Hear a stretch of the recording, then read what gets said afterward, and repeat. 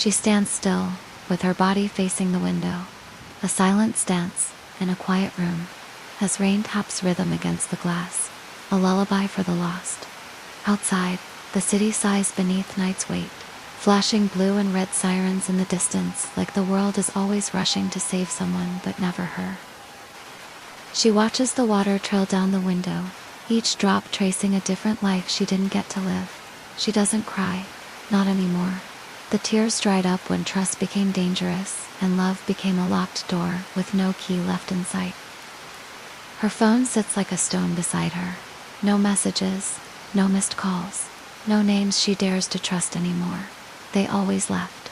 They always turned. And promises. Those were the first things to vanish when things got hard.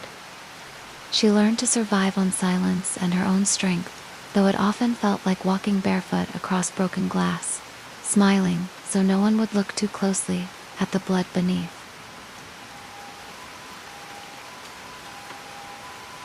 The sirens echo like ghosts, calling to no one, for someone, reminding her how fragile the world really is. She wonders if they're going to save a life tonight or deliver the news that ends one. She thinks about how many times she wished for someone to come running for her, but no one ever did. Even when she was drowning in plain sight, they walked by, tossed a lifeline of empty words, and disappeared before the knot could be tied.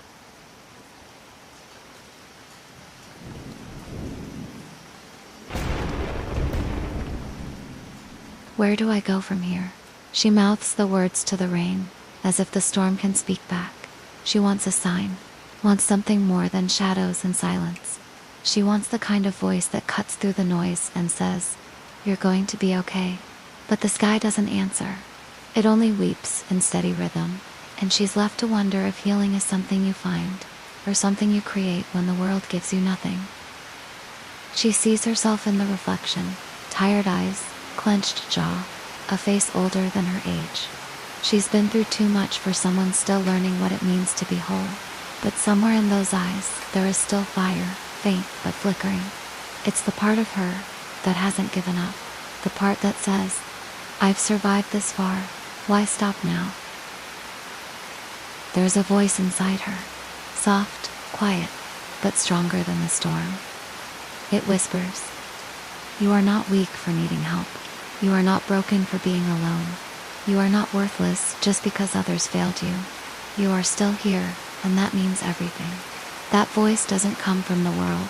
It comes from the piece of her that kept standing when everything else collapsed.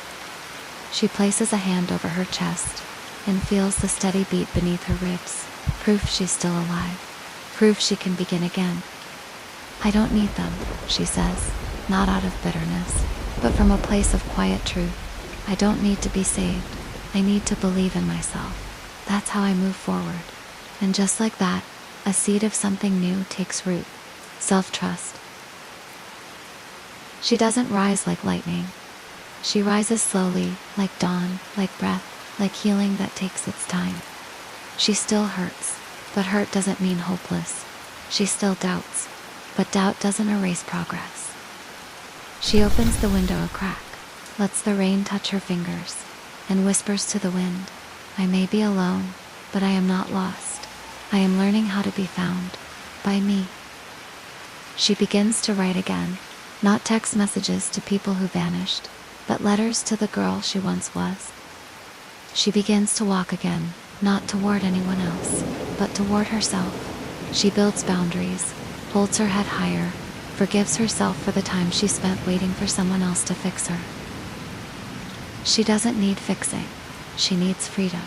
And now, finally, she's giving it to herself.